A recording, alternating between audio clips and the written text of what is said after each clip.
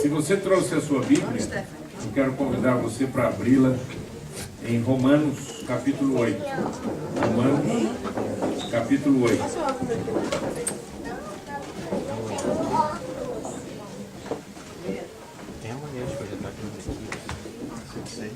Você tem a sua Bíblia em papel ou eletronicamente? Nem fala eletronicamente, mas né, isso é coisa velha.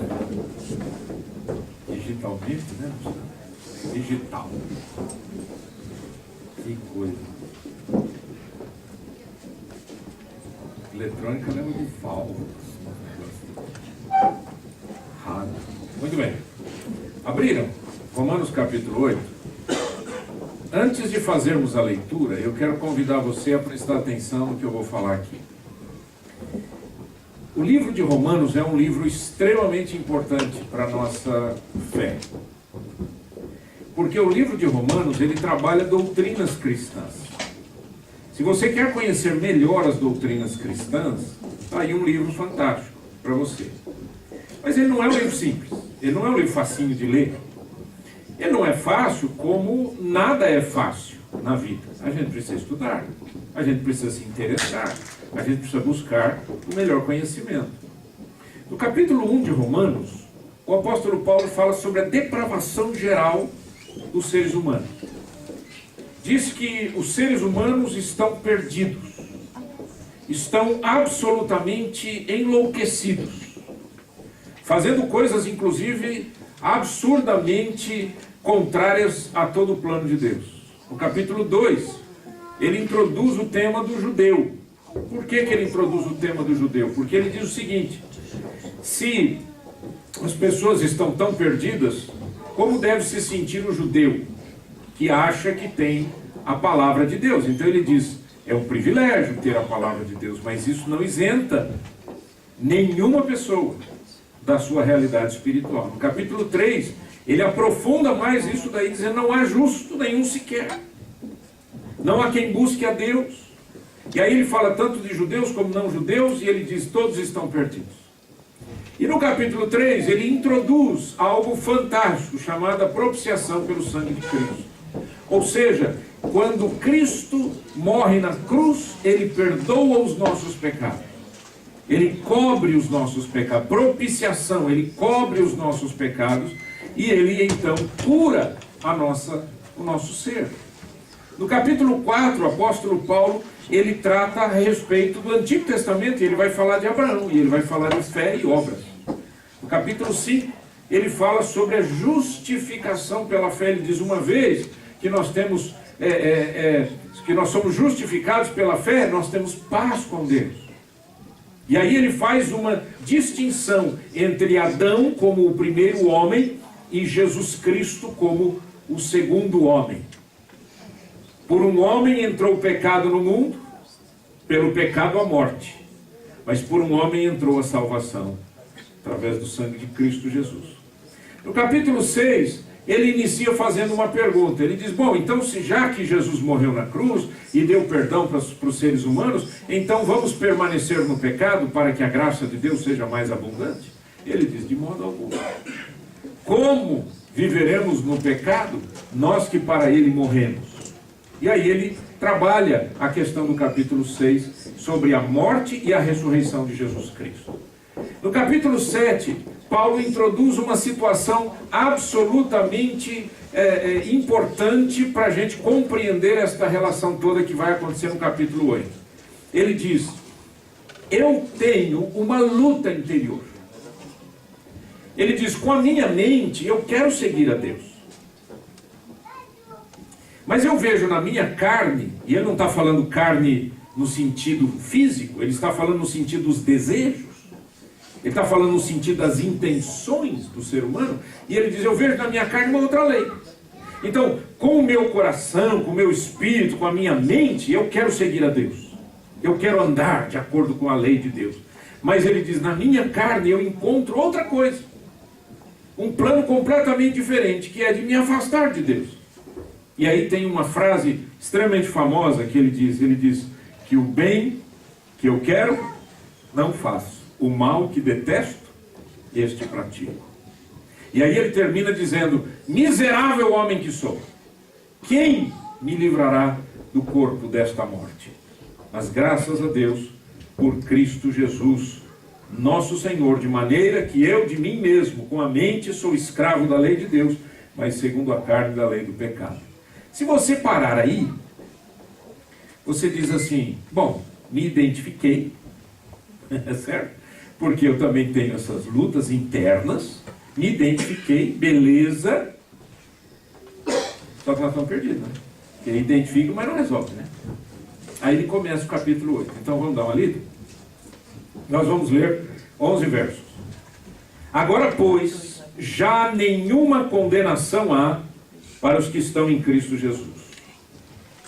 Porque a lei do Espírito da vida, em Cristo Jesus, te livrou da lei do pecado e da morte.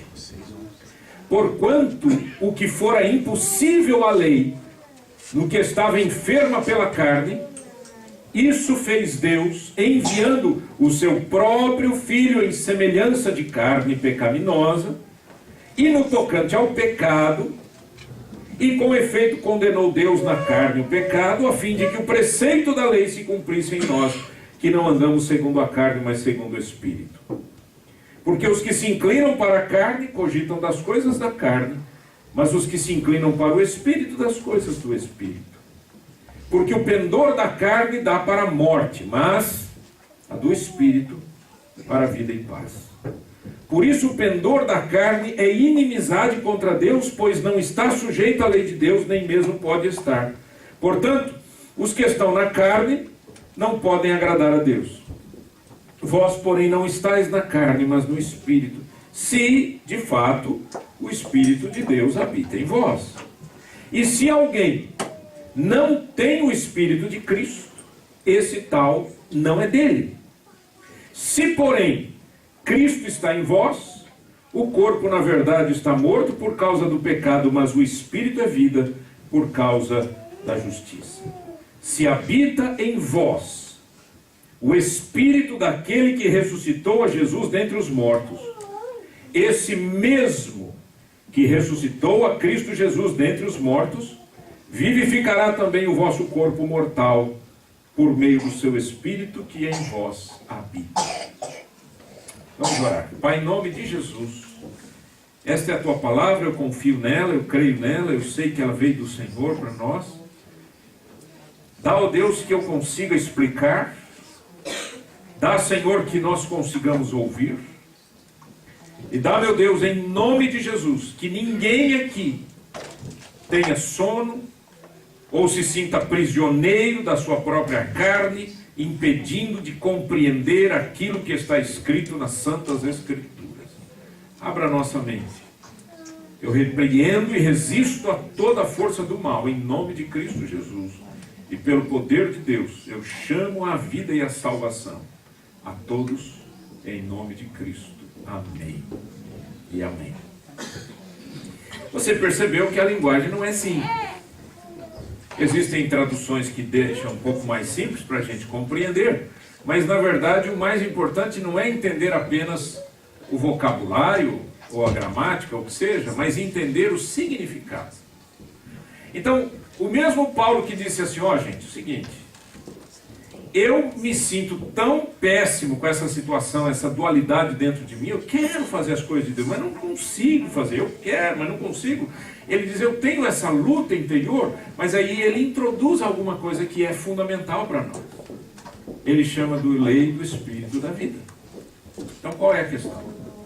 A questão é a seguinte: a lei do Antigo Testamento é chamada de lei do pecado e da morte, por quê? No capítulo 7 ele explica.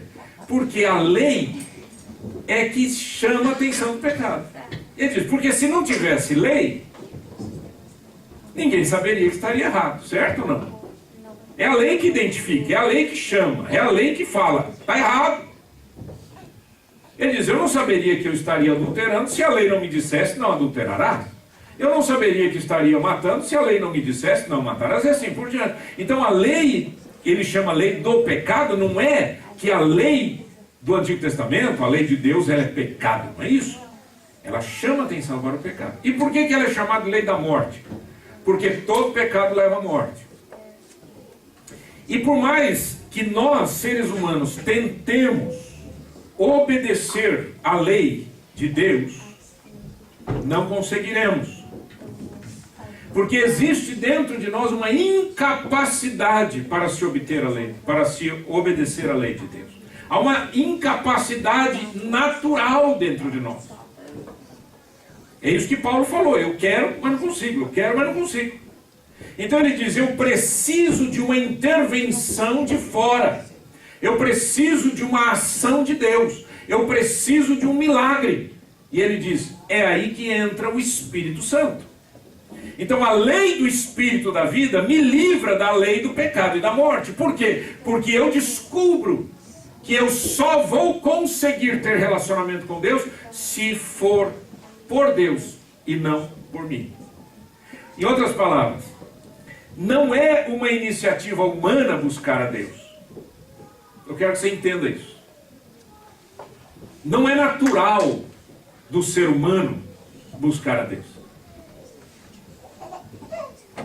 Pelo contrário, o que é natural dentro de nós é, fugir de Deus. Fugir da lei de Deus. Isso é natural do ser humano por causa da natureza de pecado, da natureza pecaminosa, que fez um defeito dentro de nós. Então, se não é natural para mim buscar a Deus, e mesmo que eu o busque, eu não consigo obedecer a tudo e consequentemente receber a salvação, eu preciso de ajuda. E essa ajuda vem do próprio Deus. Então veja o que ele diz aqui. Versículo 3, ele diz assim: o que for impossível à lei, no que estava enferma pela carne. Por que a lei estava enferma pela carne? Por quê? Porque pela carne eu não consigo obedecer a Deus. Pela carne eu não consigo resolver os meus problemas. Então, a lei, ela não consegue me ajudar, não porque a lei não seja poderosa, mas porque eu sou fraco. E se eu sou fraco, eu preciso de alguém que me ajude, certo? Então ele diz, por isso que ele diz assim: o que for impossível à lei, no que estava enfermo pela carne, isso fez Deus. Quer dizer, aquilo que era impossível para nós, Deus tomou a iniciativa. Veio dele. Ele estabeleceu, ele pegou a iniciativa, a decisão e disse: eu vou resolver essa situação. E como é que ele fez? Número 1, ele diz: enviando o seu Filho, Jesus Cristo. Por que Jesus teve que vir ao mundo? Por que Jesus não ficou no céu e Deus resolveria de uma outra maneira a situação da terra? Porque nós, seres humanos, somos incapazes de chegar a Deus se não formos trazidos pelo próprio Deus. É impossível para o homem chegar a Deus e chegar à salvação. É impossível para o ser humano obedecer a Deus e receber a salvação. Isso não existe. Não dá. Não se resolve assim. Então era necessário que alguém resolvesse essa questão, que é a questão fundamental. Qual que é a questão fundamental? O salário do pecado é a morte. Se o salário do pecado é a morte, todos nós somos pecadores, logo todos morremos. E se todos morremos, como vamos viver? Eu acho que todos nós aqui já fomos a um velório ou a um cemitério. É o fim. Não é? Você chega lá, olha para aquela pessoa que está ali e diz assim: acabou. Certo? Você chega para um morto e fala assim: jovem, levanta. Mulher, levanta. A não ser que Deus queira fazer um milagre. É impossível para o ser humano fazer isso. E nem pode partir essa decisão do próprio morto. Imagina a cena. Não pode partir do próprio morto. Por quê? Porque ele está morto. Simples assim. Então o que Deus fez? A Bíblia diz: Deus enviou o seu filho. Por que o seu filho veio? Porque precisava ser um homem para resolver o problema do homem. Mas precisava ser Deus para unir o homem a Deus. Então veio Jesus, homem Deus, que sem pecado assumiu na sua própria carne o meu e o seu pecado. Por isso que ele diz aqui, nessa frase meio confusa para a gente, o que for impossível à lei, no que estava enferma pela carne, isso fez Deus enviando o seu próprio Filho em semelhança de carne pecaminosa, e no tocante ao pecado, em semelhança de carne pecaminosa e no tocante ao pecado, e com efeito condenou Deus na carne o pecado. Esse jogo de palavras nada mais é do que dizer aquilo que era a enfermidade do ser humano, o pecado, Jesus assumiu na sua própria carne. Existiram várias heresias desde o começo da história da igreja cristã. Uma das heresias dizia o seguinte, que Jesus Cristo nunca foi perfeito, nunca foi sem pecado. Consequentemente, a morte dele foi a morte igualzinha de todos os seres humanos.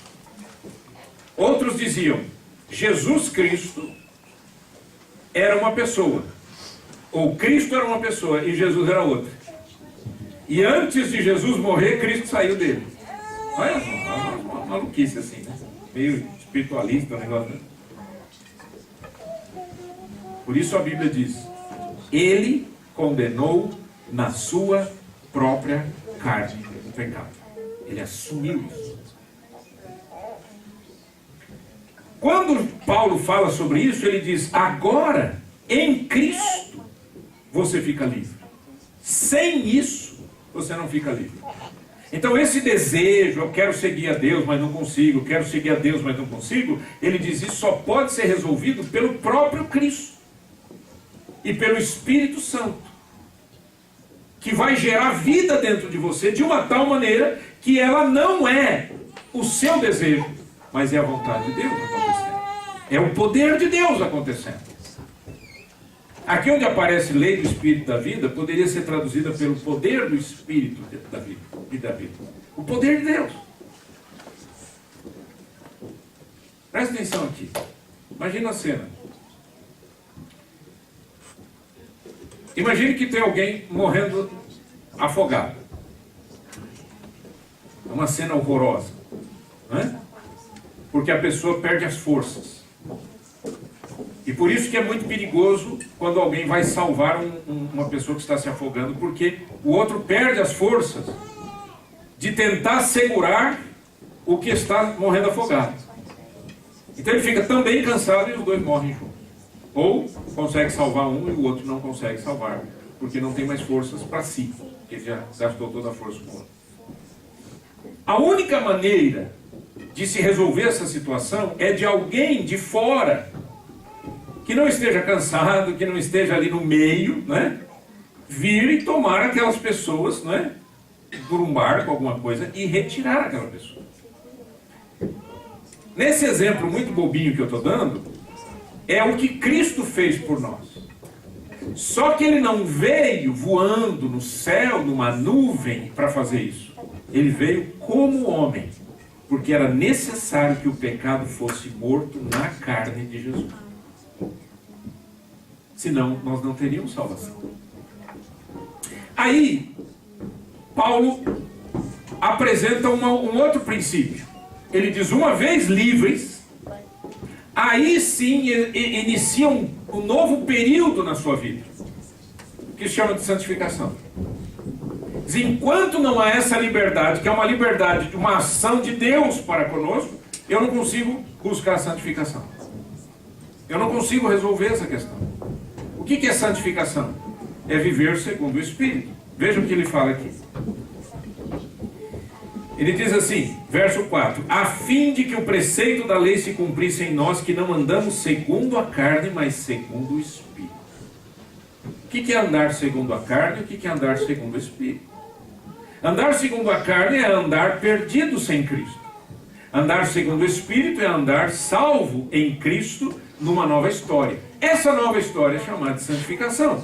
E Paulo diz, versículo 5, os que se inclinam para a carne cogitam das coisas da carne, mas os que se inclinam para o Espírito, das coisas do Espírito. Porque o pendor da carne dá para a morte, mas o do Espírito gera vida e paz. Então ele fala de inclinação. A tradução minha fala pendor, tem outras traduções, fala mente, pensamento, etc.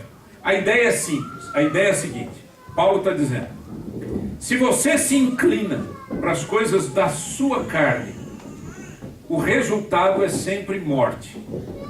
Se você se inclina para o Espírito Santo, o resultado é sempre vida. Por isso, gente, que o Evangelho, ele é desafiador.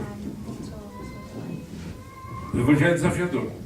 Se você ouve uma mensagem ou lê a Bíblia, e aquele texto da Bíblia não te desafia nada, você tem que fazer uma pergunta. O que é que está acontecendo comigo? Porque o problema não está em Deus, o problema não está na Bíblia, o problema está em mim. É porque, eventualmente, a minha inclinação é uma inclinação apenas para os meus desejos humanos, para os desejos da minha carne. Eu não me inclino para o Espírito, eu não busco a Deus. Não tem interesse.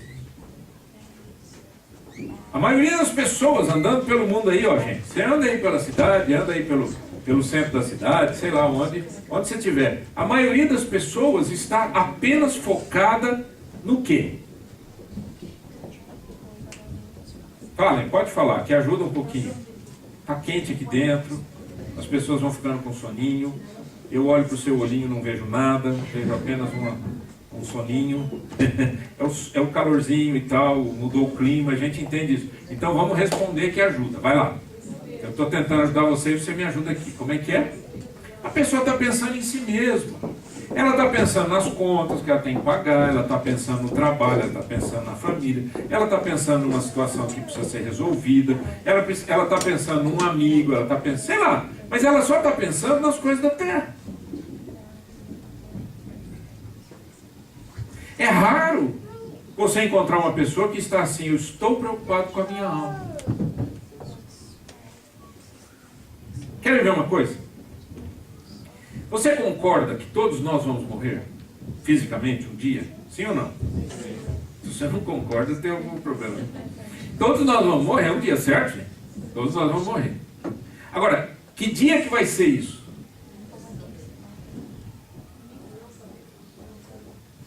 Graças a Deus. É ou não é? Graças a Deus ele não sabe. Tem gente que vai passar do 100. E tem gente que não vai passar do 100, vai, sei lá, chega numa idade, né? Por alguma razão, a pessoa vai embora, certo? Você nunca parou para pensar o seguinte? O dia que eu fechar os meus olhos nessa terra, o que vai acontecer? Nunca parou para pensar nisso? Eu acho que todo mundo já pensou nisso, de alguma maneira. Porque a pessoa diz assim, peraí, a vida é tão bonita, a vida é tão linda, a vida é tão cheia de belezas, de graça, de verdade, a vida é bonita, a vida é uma dádiva de Deus, é bom viver, todo mundo quer viver. Mas quando essa cortina se encerrar na minha vida, na sua vida, acaba tudo ou continua? E se continua, continua onde?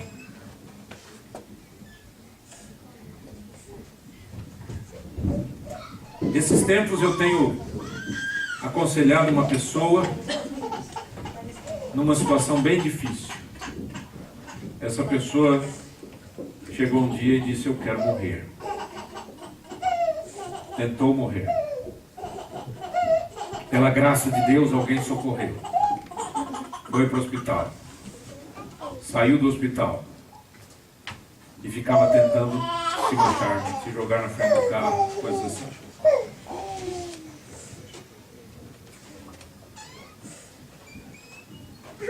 A vida é uma dádiva de Deus.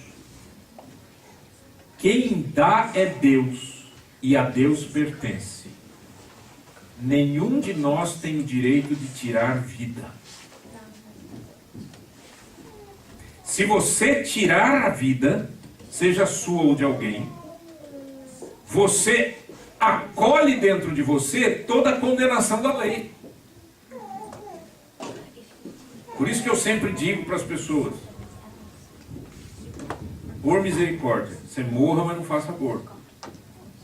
Porque se você fizer um aborto, você se iguala a qualquer assassino de qualquer pessoa adulta, que seja, qualquer pessoa. É uma condenação espiritual.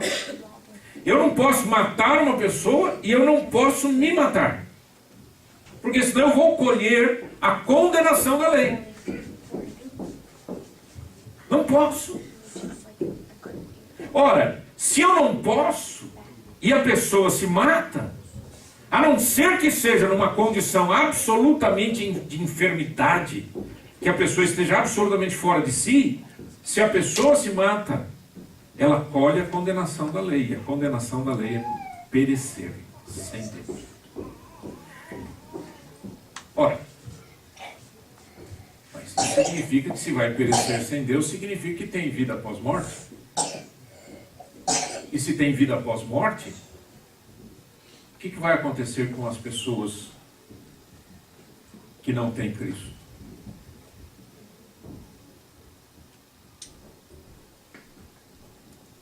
As pessoas, assim, às vezes acusam os pastores e os pregadores de dizerem assim, vocês ficam falando essas coisas, ficam pondo medo nos outros. Não é por medo, é exatamente mostrar uma realidade que você não aprende isso na escola, aprende. Alguém foi aprender na escola, aprender a ler e escrever, e o professor falou assim, agora escreva aí, quem tem Cristo tem a vida eterna. Ninguém faz isso. Você não aprende o que é alma, espírito, corpo. Você não aprende nada disso. São princípios espirituais e que estão reservados nas Escrituras. Então, a Bíblia diz em Romanos 4:25 que Cristo morreu pelos nossos pecados, mas Ele ressuscitou para a nossa justificação. Qual a diferença? Ele pagou a culpa quando Ele morreu, mas Ele precisou ressuscitar para vencer a morte, para que eu pudesse receber a vida que Ele tem para dar. Portanto, eu posso ser justificado hoje pela graça de Cristo por causa dele, não por minha força. Então, uma vez que Cristo entra no meu coração, entra na minha vida, veja o que ele diz aqui, ó, versículo 10. Se porém Cristo está em vós. Olha, presta atenção. Se porém Cristo está em vós, não é entre vós. Não é ao nosso lado. Se Cristo está em vós, o corpo na verdade está morto por causa do pecado, mas o Espírito é vida por causa da justiça de Deus, da justiça. Então qual que é o segredo? O segredo é entregar a vida para Cristo. Por que Cristo ressuscitou? Hoje nós estamos falando da ressurreição de Cristo. Por quê? Ele ressuscitou para que eu pudesse ser justificado. O que é ser justificado, pastor? Ser justificado significa que Deus vai olhar para mim a partir do momento em que a minha vida tem Cristo de uma forma diferente. Ele não vai ver um filho perdido, uma criatura perdida. Ele vai olhar para mim e vai ver o filho dele e o que o filho dele fez por mim. E ele me justifica. O que é justificação? Na nossa justiça humana, você tem basicamente duas condições de um réu. Ou ele é culpado, ou ele é inocente, ou não culpado. Né? Guilty, not guilty. Certo? Essa é a condição da justiça humana. Ou é pecado, ou ele é culpado, ou ele é não culpado. Justificação é um culpado perdoado e recebido por Deus. Justificação é uma terceira via. Não existe isso no mundo, na terra. É o pecado perdoado. É o pecador perdoado. Por que o pecador perdoado ele é justificado? Porque alguém pagou a culpa no lugar dele. Cristo pagou a culpa, logo eu estou justificado daquela situação. Mas isso não quer dizer que eu seja inocente. Isso quer dizer que eu fui perdoado e que Cristo morreu no meu lugar, pagou a minha dívida e me liberta. Para eu poder viver para quem? Para Ele. É aquilo que a gente falou na sexta-feira.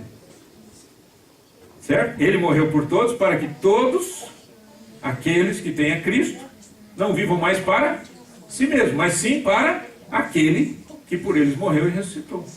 Então eu passo a viver para Cristo. Agora veja aqui, e eu quero focar isso daqui antes de terminar essa meditação. Versículo 11. Se habita em vós o Espírito daquele que ressuscitou a Jesus dentre os mortos. Olha que interessante. A gente sempre fala, Jesus ressuscitou, Jesus ressuscitou, Jesus ressuscitou. Paulo diz assim, Deus ressuscitou o seu Filho. Ele diz, se o Espírito do Senhor, que é o Espírito Santo, que ressuscitou Jesus, habita em você, ele diz, Ele, esse mesmo que ressuscitou a Cristo Jesus dentre os mortos, vivificará também o vosso corpo mortal por meio do seu Espírito que em vós habita. Duas questões aqui que eu quero trazer para você. E eu termino com isso. A primeira questão, que eu creio que está embutido nesse texto, é que Paulo está falando da volta de Jesus. Ele diz, esse corpo mortal, cheio de defeito, cheio de problemas, e etc, etc, um dia não será mais esse corpo. 1 Coríntios capítulo 15 fala sobre isso, que Jesus vai transformar. Vai transformar esse corpo mortal para ser um corpo eterno. Como é que vai ser isso? Eu não sei, não me pergunte que eu não sei, tá? Mas eu sei que está escrito na Bíblia. Mas existe uma segunda questão aqui nesse texto que para mim é muito clara. Que o Espírito Santo, que ressuscitou Jesus, traz vida para esse corpo aqui agora. Porque o corpo, na fé cristã, é muito importante. Tem gente que acha que o importante é o Espírito, né? Não, você cuida do seu espírito e o que você faz por meio do corpo não tem problema, né? Então o cara faz um monte de bobagem, um monte de coisa errada e acha que está tudo certo porque no fundo ele crê em Jesus. Não muda nada. O corpo é importante e Cristo quer vivificar o meu corpo, quer trazer vida no meu corpo.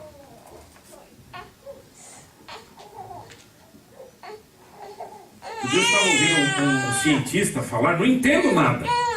Já vou falando, que é para você não falar assim, não, Walter, não é bem assim. Não é bem assim, não tem importância, porque eu também não sei, tá bom? Eu não entendo. Mas eu estava ouvindo um cientista falar sobre física quântica e umas coisas todas de elétrons e não sei o que, e como que os elétrons, eles reagem a uma coisa, a outra, e como é que isso acontece, e como é que não sei o que, e tal. Há um comportamento desses elétrons, e nós todos somos feitos disso e tal.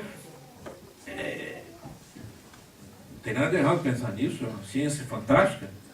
E aí eu fiquei pensando, enquanto eu estava ouvindo ele falar, questões até que eu não entendo, não sei nem o que significa, eu fiquei pensando, Deus fez a gente. Deus fez todo esse corpo, né? Cheio de átomos e elétrons e tudo. Deus fez isso tudo. Quando a vida do cristão é transformada pelo poder do Espírito Santo, todos os elétrons do seu corpo reagirão à presença de Cristo. Amém. Ah, mas como é que é isso? Você nunca parou para pensar por quê? Que tem pessoas que transmitem paz e tem pessoas que não transmitem paz. Você já parou para pensar nisso? Mas pastor, isso não é a paz de Cristo? Claro que é a paz de Cristo. Mas a Bíblia diz que esse Espírito Santo vivifica o nosso corpo mortal. Ele traz uma transformação para o seu corpo humano. Imagine o que isso significa. Eu não estou falando aqui que um cristão não fica enfermo. Eu não estou dizendo isso.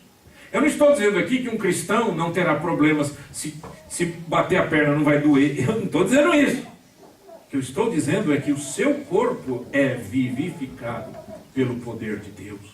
E eu creio que nós devemos pedir ao Senhor que essa vivificação se manifeste na nossa saúde emocional, nas nossas células, todas as áreas da nossa vida, do nosso corpo. Eu creio creio que Jesus toca no nosso corpo. E não só para curar doenças, mas Ele toca no nosso corpo para nos transformar em pessoas melhores. Pessoas que vão trazer melhores, um comportamento melhor na vida, na história. Que as pessoas sentirão a graça de Jesus através de você. Não porque você seja poderoso, nada disso, mas por causa do Cristo vivo que habita em você. Então ele disse, se Cristo está em vós, o corpo está morto por causa do pecado, nesse sentido de, ele vai morrer, né? Ele é finito, né? A gente envelhece. Tem curva, né? Esse corpo está morto por causa do pecado, mas ele diz, mas o Espírito é vida por causa da justiça. Aí ele diz, mas se habita o Espírito daquele que ressuscitou Jesus dentre os mortos, esse mesmo que ressuscitou a Cristo Jesus dentre os mortos, vivificará também o vosso corpo mortal por meio do seu Espírito que em vós habita. Então a grande questão aqui, a grande mensagem, queridos, é sem Cristo não dá para continuar. Então se você quer aquela segunda parte, que é a santificação e essa vivificação toda pelo Espírito, você precisa começar aqui no seu relacionamento com Deus e resolver isso aqui. Entregar a sua vida a Cristo. Se Cristo habita em você, você é guiado pelo Espírito Santo. Diz a Bíblia. Se Cristo não habita em você, você não é guiado pelo Espírito Santo. Você pode até pensar que é, mas não é. E como que eu sei, pastor? Eu sei, e você sabe, se eu realmente sou de Cristo ou não. A gente sabe, não é? Ninguém julga ninguém, eu não posso julgar você, eu não te conheço, você não me conhece, não dá pra gente julgar o coração da gente. Mas uma coisa é certa, a gente sabe se eu já fiz um compromisso 100% com Cristo ou não. Eu sei, na minha vida, na sua eu não sei. Né? Eu não posso, não sei nem dos meus filhos, ensinei para eles. A decisão é dele. Mas a minha decisão, eu sei. E você sabe. Se Cristo realmente habita em você ou não. Então eu queria convidar você para orar.